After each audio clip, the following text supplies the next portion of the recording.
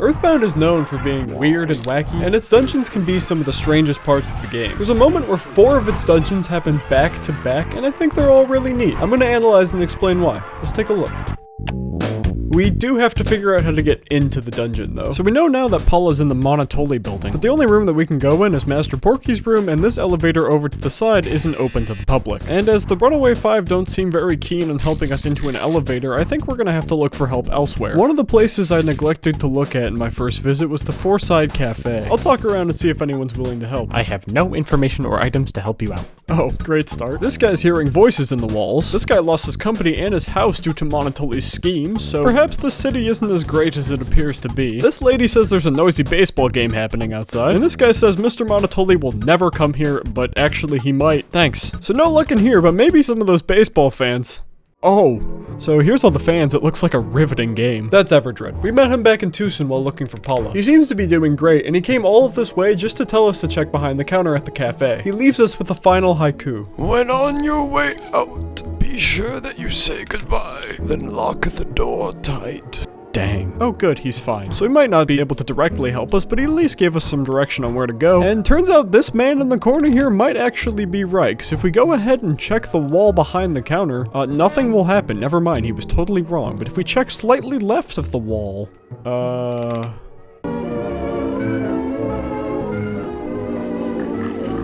welcome to Moonside. Moonside takes Foreside, a grounded yet grand experience, and flips it to be entirely surreal. The music, which was once a flourish of horns, is replaced with ambient chords and arbitrary timings.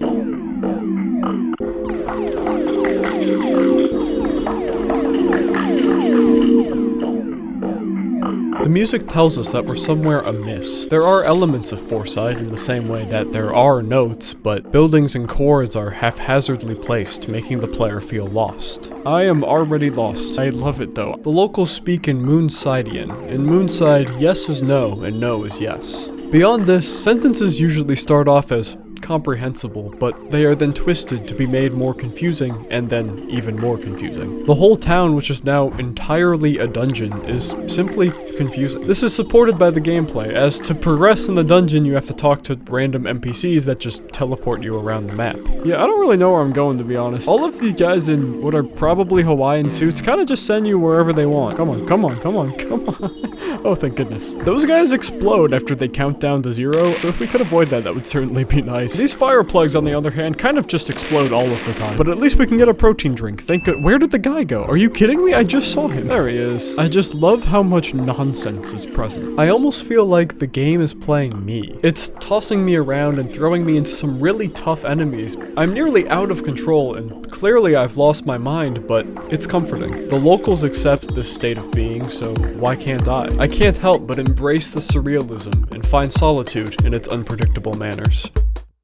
So eventually we'll come across a roadblock in the shape of this guy, telling us that the evil Manny Manny statue is right up ahead. It's right there. Unfortunately, he won't let us pass unless we're with a guy whose eyebrows are connected and who also has a gold tooth. So I guess that's what we're looking for, if we can manage to really look anywhere in particular in this place. I'm not having a whole lot of luck so far. I didn't find the man that we're looking for, but I did find the Knight Pendant, which is one of the best defensive items in the game. I think I'm gonna put it on Jeff because Ness is seriously a tank right now. Well, this guy's polite and will ask us. No, please. Or no, oh. After being thrown around for a little bit, I am here, wherever here may be. And this guy is here, I guess, and this guy is also here, despite what it may look like. You see me? No, I can see you. You've become a real Moonsidean now, haven't you? No, I am. So he wasn't very helpful either. Yeah, I'm looking for a door. Please get me out of here. Get out of my face, loser. Oh, okay, I'm sorry. I guess we're back here now. So the dark figure is now entirely invisible. He finds us interesting, so he's gonna follow us around. That's not creepy at all. Luckily, he has a gold tooth, so I'm just gonna pray that he also has a unibrow, then go back to... That's not terrifying at all. I'm gonna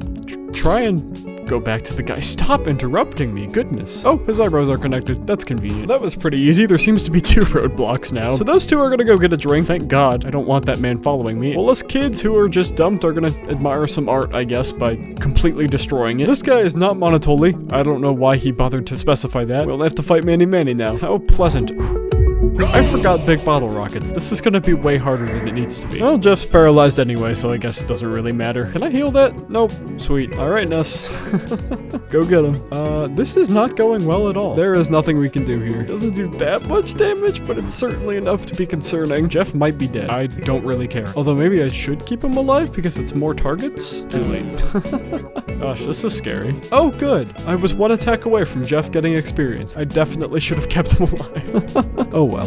So it turns out we were just wandering around the warehouse with a vacant, faraway look in our eyes. I don't know what we were doing to have Jeff die then. Oh, it's Apple Kid. He's come up with another invention. The gourmet yogurt machine. That sounds awesome, actually. Except it can only make trout-flavored yogurt right now, which is really specific, and we're getting it anyways. So I'm gonna try and go heal Jeff now? A teleporting monkey tells us that a man named Talarama is waiting for us in the monkey caves. Then, Escargot's neglected class tells us that a sunbathing man mentioned caves of monkeys. He also forgot our package with the yogurt machine. Then, a maid tells us that she really needs some trout-flavored yogurt for a special guest. How specifically inconvenient. With no yogurt, there's not much else to do other than check out the monkey caves. Oh, I need to revive Jeff.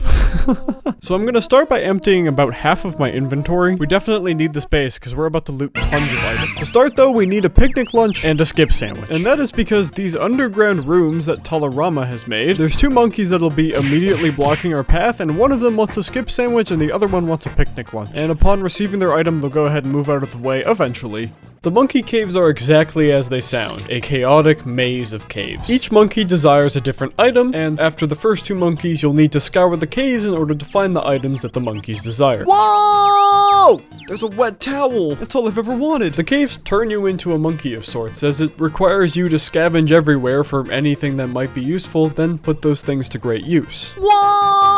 Oh, pizza! Nice. Honestly, this isn't always fun. The caves and the music are repetitive, it can be really easy to get lost, and reaching the end requires a noticeable amount of backtracking. Despite this, I can't help but smile every time I open a chest. The excitement of the whoa is infectious. I truly feel as though I am a monkey and I've just discovered the coolest thing since picnic lunches. The music, although repetitive, is consistently playful, representing how consistently fun it is for a monkey to discover new items. Okay, it's really not that exciting. It's a hamburger. Actually, that is pretty cool. Whoa! This monkey really likes hamburgers, and so does the monkey next to him. I'll give the one on the right my burger. And he'll give us... oh, just a flame pendant. Moncana over here really likes pizza, which will give us... pizza. Sweet. The English monkey also wants pizza, and that will give us a protein drink. We can use that on the monkey right next to the other one that we just give the pizza to. I have no idea how I made that sound, but I am become monkey, and to be genuine, I feel this is something that EarthBound does extraordinarily well. EarthBound makes you feel like its inhabitants. It makes you feel like a kid, awestruck by a massive city. Or a Moonsidian, vibing with the unexplained. Or a monkey, excited and playful in every way. This is why EarthBound's most peculiar dungeons work. If you become part of the dungeon, the gameplay becomes seamless and natural.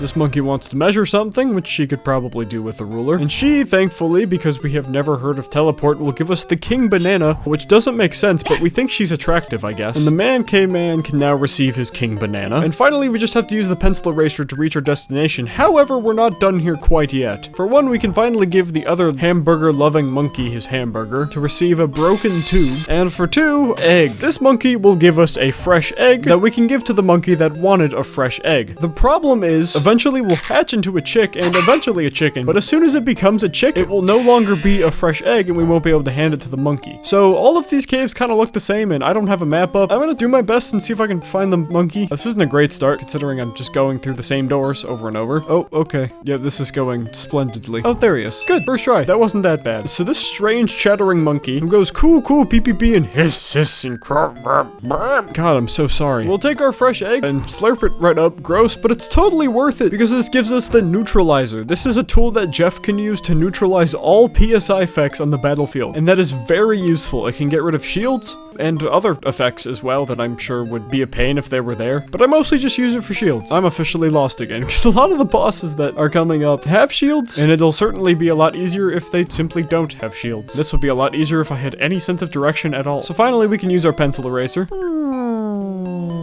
That was my erasing sound. And here we are. As a reward, we get, whoa, Whoa! A cup of life noodles and whoa! A brain food lunch. Very cool. Genuinely though, cup of life noodles can revive someone, and a brain food lunch heals 300 HP and 50 PP. Yeah, that's definitely one of the best consumables in the game. I'll be saving that for a while. This monkey here says he's been waiting for us. That's scary, but Talarama is also here, so I guess that makes a little bit of sense. He says, the truth of space and time moves through the universe like a wave. I think I was better at the monkey talk thing. Whoa! Yogurt dispenser! Oh, and also teleportation. That's significantly more exciting, actually. It's funny how the slowest and most convoluted dungeon in this game is finally the one to give us fast travel. But I shan't complain because it is fast travel nonetheless. Eventually. Okay, I'll do a teacher's demonstration. And there we go. It's that easy. You just run straight. I've been doing that the whole game, yet I guess I haven't figured that out. Okay, why don't you try it, young man? And there we go. I don't know where we're going. It just kind of did it for me. And we finally learned PSI teleportation. Sweet. So one of the cool things you can do as soon as you unlock teleportation is actually go to Winters.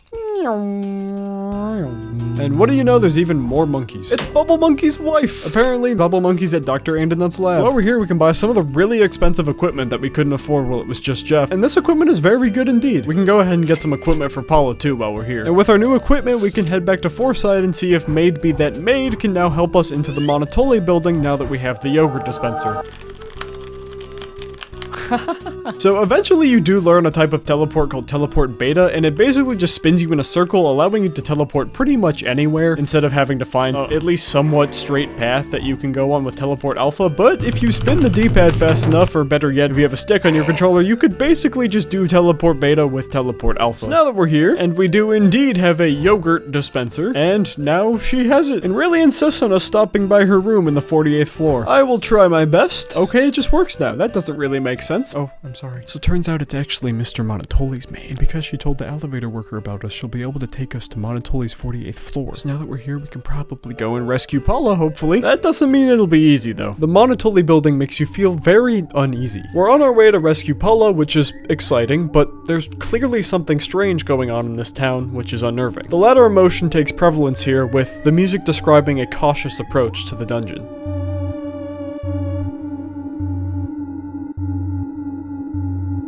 This approach is warranted, as the hallways and rooms are secured with sentry robots. Holy cow, they have bottle rockets. That's not okay. These guys can be pretty tough. You can actually totally avoid all of them, though. They're pretty slow, and with some nice jukes, you could pretty easily just get out of the way. Also, desks are very helpful. They are a guaranteed spawn, so you can't just snot them out of the way, but that doesn't mean they're totally unavoidable. And here's Electra's room. She'll give us some trout yogurt from the machine, and then we'll start to praise Porky. Boo. I'm gonna go ahead and eat that immediately, actually, so I can go ahead and get this vital capsule. And after looting the sudden guts pill, that's pretty much it for this dungeon. We only have one more thing left to do, and that's defeat this last sentry robot that is unfortunately not avoidable because he's just too clumsy and totally ran into us. This guy can be kind of a pain. I'm just gonna start bashing and shooting, I guess. He'll just start falling apart like that, and he'll also constantly heal himself back to full HP. Luckily, that's actually a complete lie. Eventually, his HP will go down enough, although it doesn't seem to be us that's going to defeat him. Look, he quickly ducked behind the robot. I flipped the switch and it stopped. Jeez, what a loser robot. It was so easy to stop.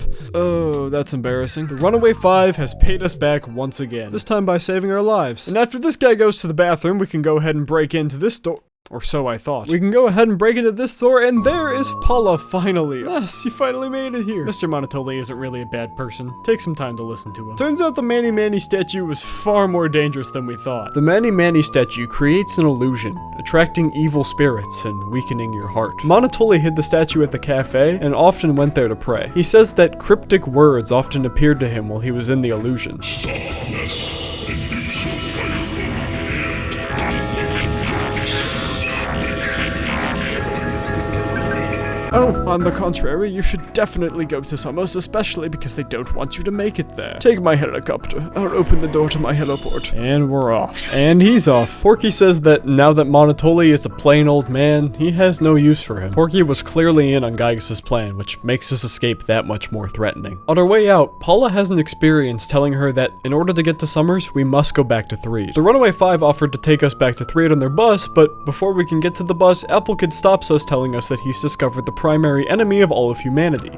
Oh, he'll need to work on a phase distorter with Dr. Andonuts in order to defeat this being. Everyone seems to be discovering crucial info all at the same time. The Monotoli building, despite how out of place it makes you feel at first, ultimately makes you feel like a valuable part of a team. The dungeon showcases how your actions in this world truly matter. Rescuing the Runaway 5 rescued you, who rescued Paulo. Defeating evil Manny Manny rescued Monotoli, who can help us continue our journey, and helping Apple Kid will help us defeat this otherworldly threat. This dungeon was a team effort, and by being helpful members of a team, we can conquer whatever lies in our path. The dungeon pits two teams against each other, one with an extreme passion for love, empathy, and kindness, and one with an extreme lack of it. Also Orange Kid. Sorry I haven't called lately. I'm still working on the way to change boiled eggs into raw eggs. I'm going to really work at it though. Talk to me later. Okay?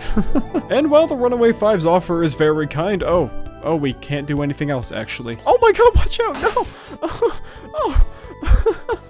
Alright, we made it. You must have forgotten some very important item or gadget here. How's that for a guess? Am I close? That was a very helpful guess indeed, because honestly, I probably would have entirely forgotten about the Skyrunner otherwise. We can go back up to the graveyard where the Skyrunner crashed, and maybe we could fix it up, except it's already fixed. Who are you guys? I guess they're just random guys who happen to fix it up for us. I appreciate it, thank you. Looks like Jeff can make some final repairs, and with it repaired, it can take us back to Winters, and perhaps we can see if Bubble Monkey's still alive. Oh, thank goodness. And the newlyweds take off once again. Dr. Andonuts is very surprised to see us, but he'll fix up the Skyrunner while we check out a cave north of Stonehenge. So here's Stonehenge, and here's north of Stonehenge, and this is the dungeon that Jeff had to walk through with Bubble Monkey in order to get to the lab. And now there's an alligator. Great. And if you recall, we couldn't actually do the boss of this dungeon because it was Ness's sanctuary and not Jeff's. Now that we have Ness here, we can go ahead and fight the boss. And this alligator that is very stubbornly not going away. Okay, that was concerningly difficult, especially for just being some normal enemies, and my dad. So that makes me a little concerned for the boss here. Luckily, I don't have to be very conservative with my resources now. We'll just kind of throw everything that we have at him, and I really need to remember to get bottle rockets. Ness being mushroomized is pretty bad. I don't think that affects PSI though, so as long as he keeps rocking on, we should be okay. Oh, he's poisoned now. Does that override mushroomization? There's not a mushroom next to the skull, so maybe. I'm a little afraid to find out. Ness is running out of PP here, and I don't really want him to use rocking anymore in case we have to heal. I guess I'll just hope for the best. Okay, we're good. That certainly could have gone a lot worse.